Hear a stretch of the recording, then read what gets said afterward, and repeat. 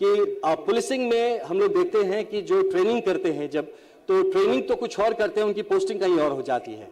वो forensic lab जाता है, क्योंकि मैं अपने पर्सनल एक्सपीरियंस से बात कर रहा हूं कि वो फॉरेंसिक लैब जाता है, वहां ट्रेनिंग करके आता है और यहाँ के किसी का पीएसओ बन जाता है। तो इन चीजों को हमें देखने की जरूरत है कि जिसकी जो ट्रेनिंग है वैसा स्पेशलाइज्ड कायदा, चाहे स्पेशल ब्रांच में हो, चाहे इन्वेस्टिगेशन में हो, लॉ एंड ऑर्डर के लिए हो, ट्रैफिक के लिए हो, स्पेशलाइज्ड ब्रांच को प्रमोट किया जाए। मुझे लगता है पुलिस और बेहतर उस पर काम कर पाएगी।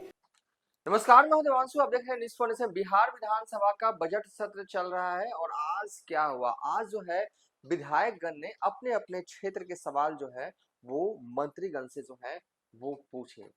इस दौरान बोलने की बारी जो है वो बक्सर के बीजेपी के फायर ब्रांड नेता सब विधायक आनंद मिश्रा की आई। पूर्व आईपीएस रहे हैं, जब आईपीएस थे तो इनकाउंटर स्पेशलिस्ट के तौर पर जाने जाते थे, जहां थे वहां तो जाने जाते ही थे, और अपने क्षेत्र और पूरे बिहार भर में इनकाउंटर स्पेशलिस्ट आनंद मिश्रा के नाम से जो है वो जाने जाते हैं। चूंकि साल 2025 में विधायक बन गए हैं, विधायक बनने के बाद भी आईपीएस वाला तेवर जो है वो जाता नहीं है। कहा भी जाता है, एक बार जब तेवर आ जाए ना तो उसका जाना बहुत मुश्किल होता है। आज जब बोले तो क्या बोले, देखिए जाहिर तौर पर क्योंकि आईपीएस रहे हैं, पुलिसिंग का जो आइडिया उनको है वो किसी और विधायक के पास शायद ही उपलब्ध हो, क्योंकि वो आईपीएस रहे हैं। अब जब बोलने की बारी आई तो सलाह जो है वो बिहार के डिप्टी सीएम, जो कि उन्हीं के पार्टी से ताल्लुक रखते हैं, सम्राट चौधरी को देते हुए नजर आया। सम्राट चौधरी सबको पता है गृह मंत्री हैं। अब पुलिसिंग का जिम्मा कहें या कि बिहार में कानून व्यवस्था को सुचारू रूप से कायम करने की जिम्मेदारी जो है वो सम्राट चौधरी को है। इन दिनों हम जैसा देख रहे हैं, लगातार राबड़ी देवी हो चाहे तेजस्वी यादव हो, बिहार में क्राइम को लेकर सत्ता पक्ष से सवाल जो है वो लगातार जो है वो पूछे जा रहे हैं। और आज आनंद मिश्रा ने जो है वो सम्राट चौधरी को आप कहें सलाह दी है, आप कहें कि उन्होंने कहा है कि देखिए होता क्या है कि कई लोगों को थाने में एफआईआर दर्ज रहती है और उसके बाद सरकारी नौकरी जब आपको हो जाता है सब क्लियर, तो थाने से एक एनओसी लेना पड़ता है। और कई बार क्या होता है कि एनओसी नहीं मिल पाता है और छात्र को सरकारी नौकरी लेने में काफी संकट का सामना करना पड़ता है। कई बार तो साजिशन जो है वो आसपास के ही लोग एफआईआर दर्ज करवा देते हैं ताकि जो है वो छात्र को जो है वो सरकारी नौकरी मिल ना पाए। आनंद मिश्रा कहते हैं कि इस पर सरकार को गंभीर होने की जरूरत है और कैसे मतलब कि इन जो ये समस्या एक तरह से बनती जा रही है उससे निजात जो है वो मिल सकता है। आनंद मिश्रा अपने भाषण में कहते हैं सरकार को चाहिए जल्द से जल्द कानून बनाने।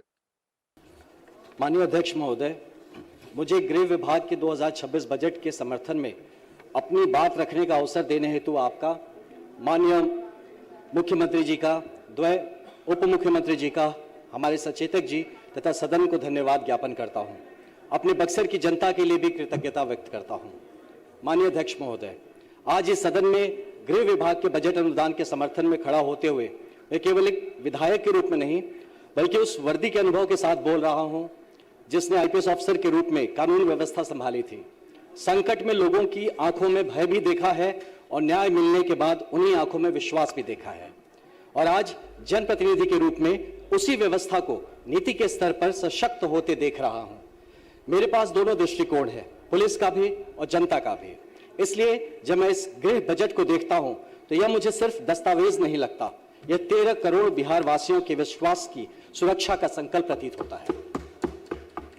अध्यक्ष महोदय, जब कोई व्यक्ति अपने जीवन के सबसे बड़े संकट में होता है, दुर्घटना, अपराध, हिंसा या हेल्पलेसनेस, तब वह सबसे पहले पुलिस या मेडिकल सेवाओं की ओर ही देखता है। इसलिए इन दोनों सेवाओं में संवेदनशीलता, पेशेवरता, करुणा और निष्पक्ष आचरण अनिवार्य गुण है। कानून की कठोरता और मानवीय व्यवहार का संतुलन ही शायद सच्ची पुलिसिंग की पहचान है। महोदय, यह बजट बिहार पुलिस को मॉडर्न और अकाउंटेबल बनाने की दिशा में एक महत्वपूर्ण कदम है। ERSS 112, फॉरेंसिक साइंस लेबोरेटरीज का विस्तार, वुमेन सेफ्टी का इंफ्रास्ट्रक्चर की मजबूती, टेक्नोलॉजी इनेबल्ड पुलिसिंग, ये सब इस बात का प्रमाण है कि हमारी सरकार सिक्योरिटी को गवर्नेंस का मूल आधार मानती है। ये बजट सुनिश्चित करते दिखता है कि crime is evolving, police must evolve faster. आज अपराध का स्वरूप बदल रहा है। Artificial intelligence, predictive analytics, cyber forensics, drone surveillance, blockchain, evidence management, smart command and control systems, security, digital communication जैसे टूल्स पुलिसिंग को नई दिशा तय करते दिख रहे हैं। इसलिए ट्रेनिंग, ड्रिल, टर्नआउट और इन्वेस्टिगेशन मेथड्स को भी उसी गति से विकसित करना होगा और यह बजट इसी दिशा में एक मजबूत पहल है। अध्यक्ष महोदय, देश के विभिन्न राज्यों में पुलिसिंग के कई प्रभावी पहल आप देखने को मिलता है। उत्तर प्रदेश में integrated command and control centres तथा एंटी माफिया ऑपरेशंस के माध्यम से संगठित अपराध के विरुद्ध स्पष्ट संदेश है। गुजरात ने टेक्नोलॉजी बेस्ड ट्रैफिक इन्फोर्समेंट और कम्युनिटी पार्टनरशिप की जवाबदेही बढ़ाई। असम जैसे इंसर्जेंसी अफेक्टेड राज्य तथा उड़ीसा और छत्तीसगढ़ जैसे नक्सल अफेक्टेड क्षेत्रों में इंटेलिजेंस लेड पुलिसिंग और कोऑर्डिनेटेड ऑपरेशंस के जरिए कठिन परिस्थितियों में भी शांति स्थापित करने का उदाहरण प्रस्तुत किया। इन अनुभवों से प्रेरणा लेते हुए बिहार पुलिस भी अपनी परिस्थितियों के अनुरूप बेस्ट प्रैक्टिसेस को अपनाते हुए आगे बढ़ रही है और यह बजट इन्हीं इनिशिएटिव्स को समर्थन और बढ़ावा देता हुआ समझ में आ रहा है।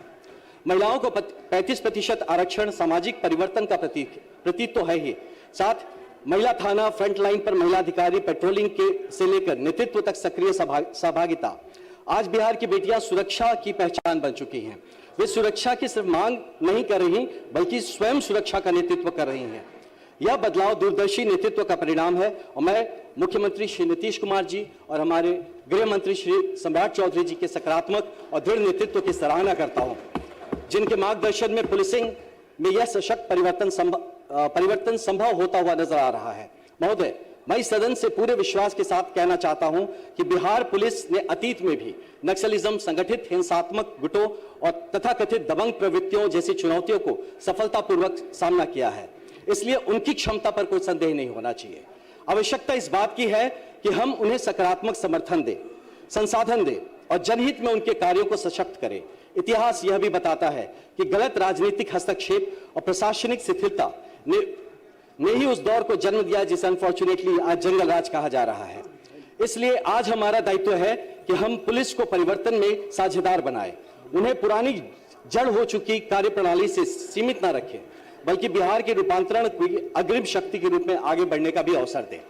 अध्यक्ष महोदय, स्ट्रांग पुलिस, ये जब मैं भी था, जब स्ट्रांगली करता था तो लोग कहते हैं पुलिस स्टेट बन रहा है, तो ऐसा है नहीं। स्ट्रांग पुलिस का अर्थ कभी भी पुलिस स्टेट नहीं होता। हमें ऐसी पुलिस चाहिए जो नागरिक की संरक्षक हो, भय का कारण नहीं। जैसे अभी हमारे साथी ने कहा, परित्राणाय साधुनां विनाशाय च दुष्कृताम्। ट्रेनिंग में फिजिकल ड्रिल और नॉलेज ऑफ लॉ जितनी आवश्यक है, शायद उतनी ही जरूरी अब सॉफ्ट स्किल्स, बिहेवियरल कम्युनिकेशन और सिटीजन इंटरेक्शन भी है। कंसाइंसियस पुलिस यानी जिम्मेदारी और संवेदनशीलता के साथ कानून का पालन करना, ये आज की आवश्यकता है। साथ ही यह भी स्पष्ट होना चाहिए कि जब इस बात पे ध्यान दें कि इस बात को लेकर बड़ी चर्चा चलती है, बट ये स्पष्ट होना चाहिए कि जब अवैध ताकतें कानून को चुनौती दे तब पुलिस को अपने वैध अधिकारों का प्रयोग करने में संकोच नहीं करना चाहिए। पुलिस कभी कमजोर नहीं दिखनी चाहिए क्योंकि पुलिस ही सरकार की पहली प्रतीक है। जनता पुलिस के व्यवहार से ही सरकार की छवि तय करती है और यह बजट इन सब बातों के लिए पथ प्रशस्त करता हुआ नजर आ रहा है। महोदय, बिहार पुलिस को ऐसे अधिकारी चाहिए जो हैं भी, मैं मानता हूं, जो मैदान में अग्रिम पंक्ति में खड़े होकर उदाहरण प्रस्तुत करें, जो अपने अधीनस्थों से ज्यादा परिश्रम करने की साहस रखे और उनकी कार्यशैली से फोर्स का मोराल और पब्लिक कॉन्फिडेंस दोनों मजबूत हो। जब जवान अपने वरिष्ठ को संघर्ष में साथ खड़ा देखता है तब उसके भीतर सेवा का गर्व और कर्तव्य का उत्साह कई गुना बढ़ जाता है। ऐसा प्रयास इस बजट के इंटेंशन को स्थापित करेगा। माननीय अध्यक्ष महोदय, मैं विशेष रूप से पुलिस कर्मियों के वेलफेयर की बात करना चाहता हूं।